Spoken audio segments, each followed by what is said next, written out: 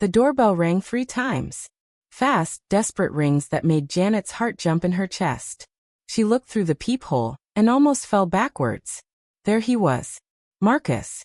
The same Marcus who had walked out of her life 8 months ago with those horrible words still burning in her ears. But now?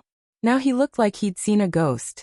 His eyes were huge and his mouth hung open as he stared at her through the glass. His hands shook as he pressed them against her front door. She could hear him breathing hard, almost panting. Janet. His voice cracked through the door. Janet, please. I can't believe. Is that really you? She smiled and opened the door just a crack. Just enough so he could see her face. Her full, round face with cheeks that curved like soft pillows. Her chin had a gentle double layer now. And her neck was thick and smooth. Hi, Marcus, she said sweetly. Her voice was the same, but everything else about her was completely different. His eyes traveled down what he could see of her body through the crack in the door. She watched his face change from shock to confusion to something that looked almost like hunger. You're so? He stammered, reaching out like he wanted to touch her. Janet, what happened to you? She laughed, a sound like silver bells. The same laugh he used to love, but now it came from a body he'd never seen before. A body with curves that filled out her pink dress in ways that made his eyes go wide. I got happy, she said simply. Really, really happy. Through the crack, she could see him looking at her arms, which were now soft and round instead of stick-thin. Her shoulders were broader, more feminine. Even her fingers were plumper, with cute dimples at the knuckles. Can I come in? He asked, his voice barely a whisper. Please? I need to talk to you. Janet pretended to think about it. She could see sweat forming on his forehead, even though it was cool outside. His hands kept opening and closing like he didn't know what to do with them. I don't know, Marcus, she said, making her voice sound uncertain. The last time we talked, you said some pretty mean things. I was wrong. The words burst out of him like water from a broken dam. I was so wrong, Janet. I was stupid and blind and, God, look at you. You're gorgeous. You're absolutely gorgeous. She could hear the desperation in his voice. The same Marcus who used to tell her she was nothing but skin and bones, and boring to look at, was now begging her to let him in. The same Marcus who said he needed a real woman with curves, was staring at her like she was made of gold. Please, he said again, his voice breaking. I made the biggest mistake of my life when I left you. The biggest mistake anyone could ever make. Janet opened the door a little wider. Not enough to let him in, but enough so he could see more of her.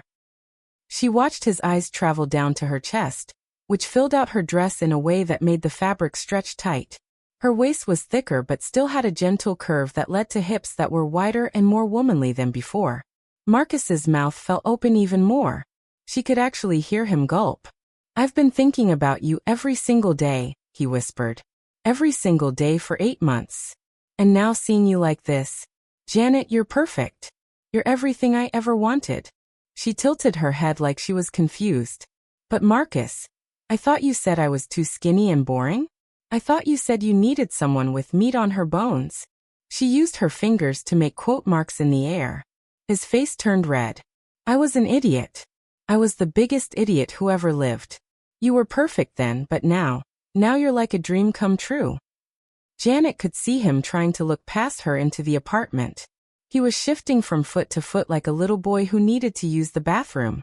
His eyes kept going back to her body, drinking in every new curve. I don't know, she said again, starting to close the door a little. I'm actually expecting someone. Someone. The word came out sharp and scared. Who? Janet, who's coming over? She smiled that sweet smile again. A friend. A very special friend who thinks I'm beautiful just the way I am. Marcus's face went white. A friend? Like a boyfriend friend. Maybe, she said with a little shrug that made her chest bounce slightly. She saw his eyes follow the movement, and his breathing get even faster. No, he said, shaking his head hard. No. Janet, you can't. I came back for you. I realized what I threw away and I came back. You can't be with someone else. Why not? She asked innocently. You threw me away, remember? You said I wasn't enough for you. But you are, he practically shouted. Look at you. You're more than enough. You're everything. You're. He stopped and stared at her again, his eyes roaming over every inch he could see. You're the most beautiful woman I've ever seen in my life. Janet felt a warm glow in her chest.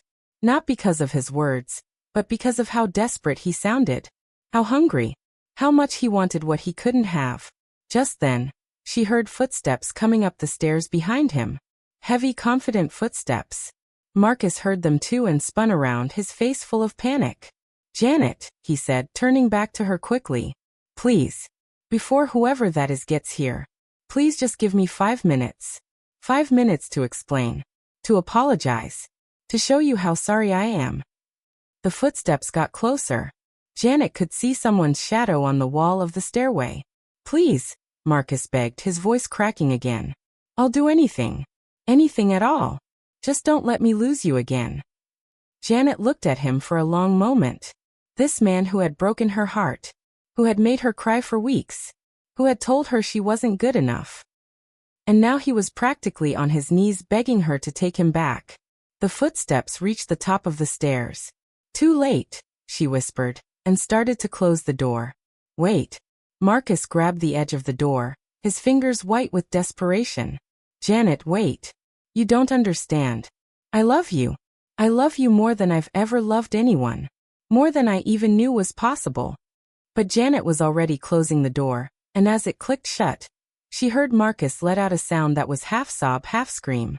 Then she heard a deep voice behind him say, "Excuse me, is there a problem here?" Janet pressed her ear to the door, her heart pounding with excitement. Through the wood, she could hear Marcus's panicked voice. Who are you?" And then the deep voice again. "I'm David. And you are?" Janet smiled and walked away from the door, but she could still hear Marcus stammering. I'm her. I was her." "Were you bothering this lady?" David's voice was calm but had an edge to it that made Janet shiver. She couldn't hear Marcus's answer, but she heard footsteps going down the stairs. Fast footsteps, like someone running away. Then 3 gentle knocks on her door. Janet took a deep breath and opened it. There stood David, all 6 feet 4 inches of him, with shoulders like a football player and eyes the color of warm chocolate. He was holding a bouquet of roses, and wearing that smile that made her feel like she was floating. "Hey, beautiful," he said, leaning down to kiss her cheek. "Who was that guy? He looked like he'd seen a ghost." Janet laughed and pulled him inside, closing the door behind them. "Just someone from my past," she said. "Someone who's about to learn what a huge mistake looks like." But as David wrapped his strong arms around her soft body and kissed her deeply, Janet had no idea that Marcus hadn't really left. He was sitting in his car across the street, watching her window, and making a phone call. "Mom," he said into his phone, his voice shaking with tears. "I need your help. I found her, but I think I'm too late. I think I'm going to lose her forever, and I can't. I can't live with that." Through her window, Janet's shadow moved across the curtains, and Marcus gripped his steering wheel until his knuckles turned white. "I have to get her back," he whispered to himself. "No matter what it takes." The plan. 3 days later, Janet was at Rosie's diner having lunch with her best friend Sarah, when she saw him again. Marcus was sitting 2 tables away, but this time he wasn't alone. A woman with gray hair and kind eyes sat across from him, patting his hand while he talked fast and desperate. "Oh no," Sarah whispered, following Janet's stare. "Is that him? The jerk who dumped you?" Janet nodded, taking a big bite of her cheeseburger. She discovered she loved food now, really loved it. Every bite was a celebration of the new her. The confident her. The her that Marcus was clearly obsessing over. "And who's the lady?" Sarah asked.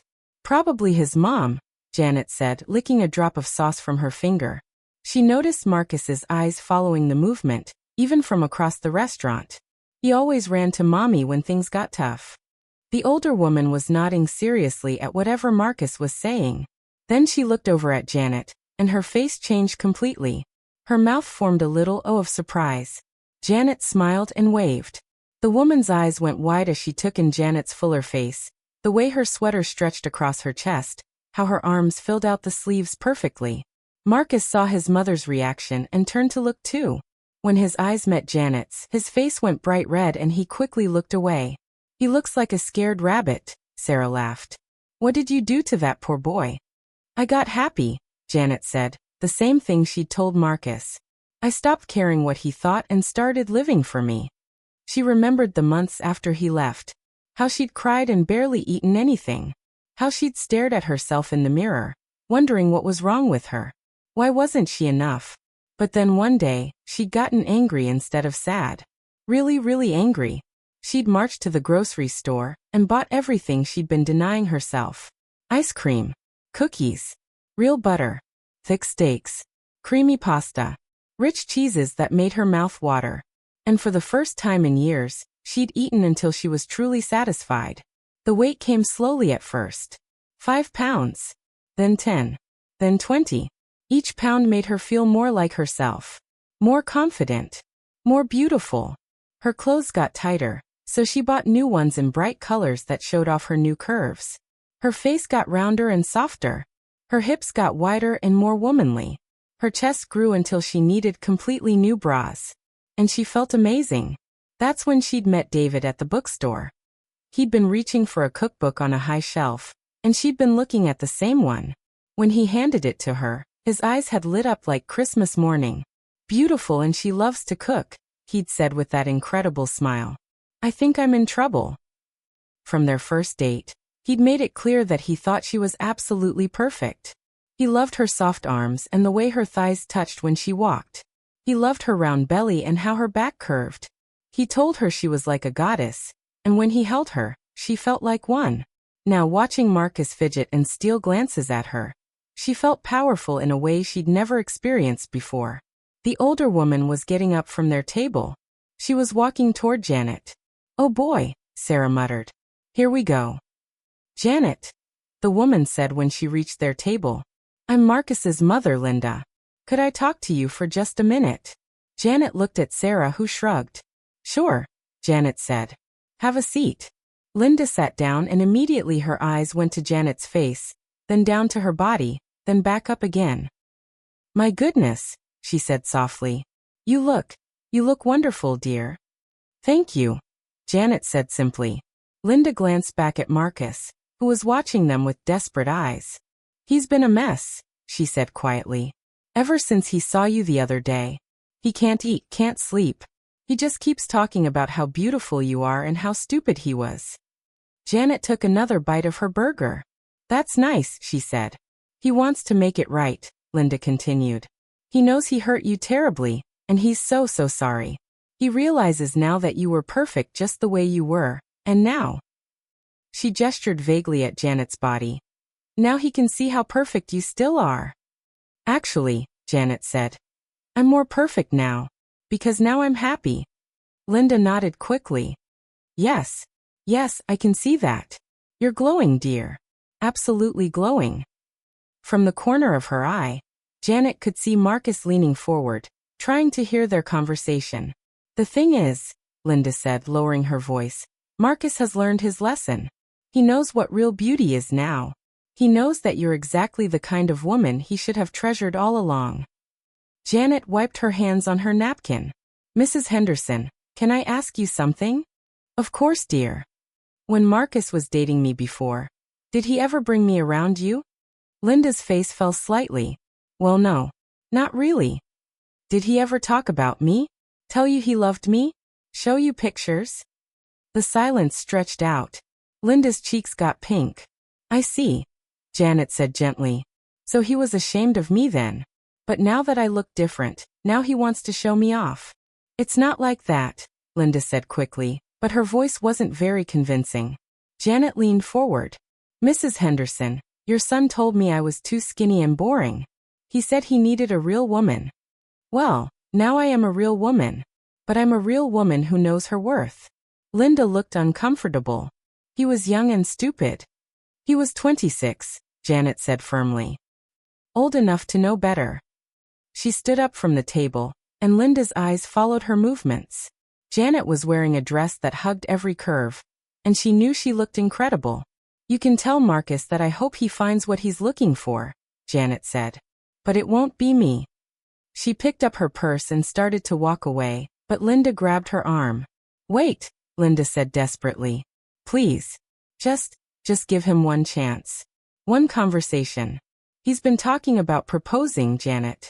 He wants to marry you. Janet stopped walking. She could feel Marcus's eyes burning into her from across the restaurant. Marry me, she said loud enough for him to hear. Linda nodded eagerly. He's already bought a ring. A beautiful ring. He says you're the only woman he's ever really loved. Janet looked over at Marcus. He was half standing at his table, his face full of hope and terror. She walked over to him. Is that true? She asked. You want to marry me? Marcus nodded so hard she thought his head might fall off. Yes, he said breathlessly. Yes, Janet. I've been thinking about it every day since I saw you. You're everything I want. Everything I've ever wanted. And what exactly do you want? She asked sweetly. He looked confused by the question. I mean, Janet continued. Do you want to marry the me from 8 months ago? The skinny, boring me? Or do you want to marry the me standing here right now? Marcus's eyes traveled down her body hungrily. You, he said quickly. The you right here. You're perfect. Janet smiled. So if I lost all this weight tomorrow, you wouldn't want me anymore? No, he said too quickly, then caught himself. I mean, I would still love you, but you prefer me like this? He nodded, his face red with embarrassment. Bigger? Softer? With more curves? Yes, he whispered. Janet looked around the restaurant. Everyone was watching them now. She could see people whispering and pointing. So you're saying, she said loud enough for everyone to hear, that you dumped me for being too skinny, and now you want to marry me because I'm fat? Marcus's face went white. Don't say it like that. Like what? Like the truth. Janet's voice was getting louder. You told me I was nothing but skin and bones. You said I was boring to look at. You said you needed a real woman with curves. Remember? People at nearby tables had stopped eating to listen. Janet, please. Marcus begged. And now that I have the curves you wanted, suddenly I'm marriage material? She continued. Now I'm worth proposing to. Marcus looked around at all the faces watching them. His mother had come over and was standing behind him, looking mortified. It's not about that, he said weakly. Then what's it about? Janet demanded. Marcus opened his mouth, but no words came out. Janet leaned down so her face was close to his. I'll tell you what it's about, she said softly, but still loud enough for others to hear. It's about you realizing that you had something good, and you threw it away. And now that I look like your fantasy, you think you can just walk back into my life.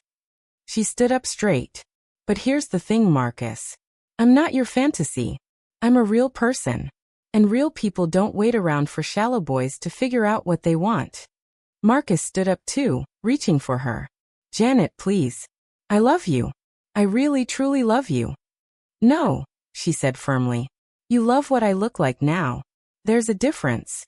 She started to walk away, but Marcus grabbed her wrist. Don't touch me, she said sharply, pulling away. Janet, wait, he called after her. I'll do anything. Anything at all. She stopped at the door and turned back to him. Anything, she asked. He nodded desperately. Anything.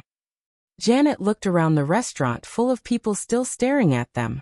She looked at Marcus's hopeful face, at his mother standing helplessly behind him, and then she smiled. Okay, she said. If you really mean anything, then prove it. Marcus's face lit up. How? Tell me how. Janet walked back to him slowly. She could see his eyes following the sway of her hips, the way her dress moved with her body. Meet me at Miller's Park tomorrow at sunset, she said. By the big oak tree where we had our first date. Come alone. Yes, he said immediately. Yes, I'll be there. And Marcus, she said, turning to leave again. Yeah. Bring the ring. As she walked out of the restaurant, Janet could hear the buzz of conversation starting up behind her. She could hear Marcus asking his mother what she thought Janet was planning. What Marcus didn't know was that Janet had already called David before she'd even left the parking lot. Hey, handsome, she said when he answered. Want to help me with something tomorrow night? Something that's going to change everything. But as she drove home, Janet didn't notice the car that had been following her for the past 3 days. She didn't see Marcus's cousin Tommy in the driver's seat, taking pictures of her with a long camera lens. And she had no idea that Marcus had more than just a proposal planned for their meeting tomorrow. He had a backup plan. A plan that would make sure he got what he wanted, no matter what Janet decided. Because Marcus had learned something important over the past 8 months. Losing Janet had been the biggest mistake of his life. And he wasn't going to make the mistake of losing her again. The reckoning day. The sun was setting behind the big oak tree at Miller's Park, painting everything golden orange. Janet stood under the branches where she and Marcus had shared their first kiss 2 years ago. Back when she thought he might be the one. Back when she was a size 2 and thought that was her problem. Now she was a size 14. And she'd never felt more beautiful in her life. She smoothed down her red dress. The one that hugged every curve and made her feel like a movie star. Her hair fell in soft waves around her shoulders, framing her fuller face perfectly. She looked amazing and she knew it. Marcus was already there, pacing back and forth like a caged animal. When he saw her walking toward him, he stopped moving and just stared. "God," he breathed. "Janet, you look?" "I know how I look," she said calmly, stopping about 10 feet away from him. He was holding a small black box in his shaking hands. The ring box. His face was sweaty even though the evening was cool. And his eyes kept darting around the park like he was looking for something. Or someone. "Did you bring it?" Janet asked, nodding at the box. "Yes," he said quickly. "Yes, I brought it." "Janet, before I show you, I need you to know something." "What's that?" Marcus took a step closer. "I need you to know that I've loved you this whole time. Every single day since I left. Every single minute." Janet tilted her head. "Funny way of showing love, don't you think?" "I was confused," he said desperately. "I was young and stupid and I didn't know what I had. But losing you taught me. It taught me that you're the only woman I'll ever love." "Because of how I look now?" Janet asked. Marcus's face flushed. "Because of who you are. You were always beautiful, Janet. Always. I was just too blind to see it." "That's interesting," Janet said, taking a step back. "Because 8 months ago you said I looked like a stick figure. You said I was boring. You said you needed a woman with meat on her bones. I was wrong, were you?" Janet smiled sweetly. "Or were you just wrong about thinking you could find someone better?" Marcus opened his mouth to answer, but Janet held up her hand. "Let me guess," she continued. "You spent 8 months dating other women, trying to find someone who looked like I look now. But none of them were me, were they? None of them had my personality, my kindness, my sense of humor. So you couldn't have both, the body you wanted and the person you loved." Marcus's face told her she was right. "And then you saw me," Janet went on. "And suddenly I was perfect. I had everything you wanted in one package. The curves you craved and the heart you missed." "Janet, please. So you decided you'd just take me back? Like I was a toy you'd gotten tired of and put on a shelf. And now that I'd been upgraded, you wanted to play with me again." Marcus looked around the park again. Janet followed his gaze and saw a man standing by the parking lot, watching them. She didn't recognize him, but something about the way Marcus looked at him made her nervous. "Who is that?" she asked. "Nobody," Marcus said too quickly. "Janet, can you please let me explain?" "Explain what?" "How you're only here because I gained weight. How if I still looked the way I did before, you'd still be ignoring my calls." Marcus's hands were shaking harder now. "That's not true." "Isn't it?" Janet pulled out her phone. "Because I have something interesting to show you." She scrolled through her photos and found the one she'd taken just an hour ago. A picture of herself from 8 months ago, when she was thin and sad and desperate for his approval. "Remember her?" Janet held up the phone. "This is the woman you threw away. This is the woman you said wasn't good enough for you." Marcus looked at the photo and his face went white. "Now look at me," Janet said, spreading her arms wide. "Really look at me. This is the woman you're begging to marry. The only difference is about 60 pounds. "It's not about the weight," Marcus said weakly. "Everything is about the weight." Janet's voice rose. "If I looked like that picture right now, would you be here with a ring?" Marcus opened and closed his mouth like a fish. Answer me, Janet demanded. If I was still skinny, would you want to marry me? The silence stretched between them like a knife. I thought so, Janet said softly. That's when she heard footsteps behind her. Hey beautiful. David's deep voice made her smile. Sorry I'm late. Marcus's face went from white to dark red as David walked up and put his arm around Janet's waist. David was even more handsome in the golden evening light, and next to Marcus he looked like a giant. Who is this? Marcus demanded. This is David, Janet said, leaning into her boyfriend's strong chest. My boyfriend. The man who thinks I'm gorgeous exactly as I am. David looked Marcus up and down with obvious dislike. So you're the idiot who let her go? She's not yours, Marcus said, his voice getting desperate and angry. She's mine. We belong together. Do we? Janet asked. Because I seem to remember you saying we didn't belong together. You said I wasn't enough for you. Marcus looked at the man by the parking lot again, and Janet saw him nod slightly. Suddenly, Marcus lunged forward and grabbed her wrist. You're coming with me, he said, his voice completely different now. Cold and scary. We're going to talk about this privately. Let go of me. Janet tried to pull away, but Marcus's grip was tight. David stepped forward immediately. Take your hands off her. Now. She's mine, Marcus repeated, pulling Janet toward him. She was always mine. I just let her go for a while to figure herself out, and now she's perfect and she's coming home with me. I said let her go. David's voice was deadly quiet. Marcus pulled a small knife from his pocket with his free hand. Stay back. This doesn't concern you. Janet's blood turned to ice. Marcus, what are you doing? What I should have done months ago, he said, dragging her toward the parking lot. I'm taking back what's mine. You're going to marry me, Janet. Whether you want to or not. David started to follow them, but Marcus waved the knife. I'll hurt her, he said. I swear I'll hurt her if you follow us. That's when Janet understood. The man by the parking lot. The way Marcus kept looking around. He'd planned this. He'd planned to kidnap her if she said no. Marcus, please, she said, trying to keep her voice calm. You don't want to do this. This isn't love. This is crazy. I am crazy, he shouted. I'm crazy about you. I think about you every second of every day. I dream about your body, your face, your voice.